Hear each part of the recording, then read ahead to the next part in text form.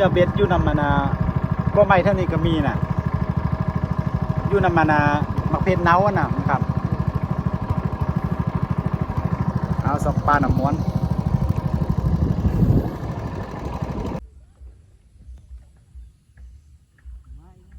บรรยากาศยามแรงก็ใส่หมอตอนแรงฝนตกห่ม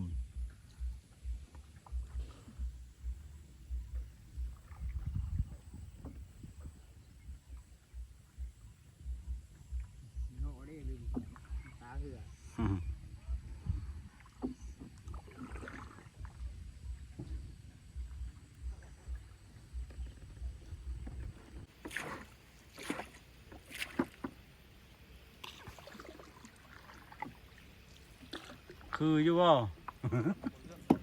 หมูเรื่องแม่ได้เขากำลังทำคลิปอยู่เลย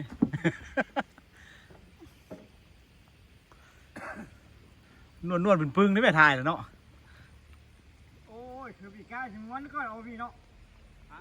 ว่าคือปีกายถึงวันก็เนาะให้มาถ่าย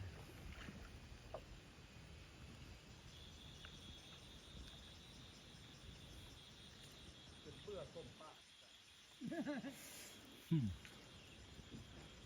ที่นี่ตั้งปีกายก็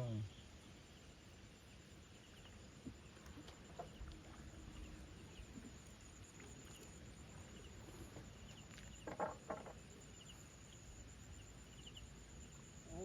หมอมันมัดอย่างนี้วะมันม้วนอย่างนี้ บานสุดที่หันเหลืองปะปากทึกเป็นหมู่เลย เออให้แล้ โอ้ ว ขันน้ำนิ่งแค่นี้ปลามันออกมาลิ่มไหม แม่นแหละ ปลาออกจากปลานะ จะเข้าไปกินมดกินแมงอยู่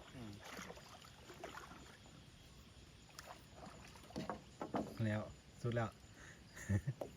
ขาดเพื่อนกันได้แม่มันอยู่โซน เอาจุดส้นแท้ๆเลยมือเช้านี่ส้นสุดเลย นั่นเอง แล้วอ้าวเหมือนเลือด เหลือกบนทึก นี่เอาซาไปเลยโอ้ยบ่ได้หรอกบ่อยากย่างสู้นั่นน่ะนี่ตัวสู้ก็มีเยอะหน่อย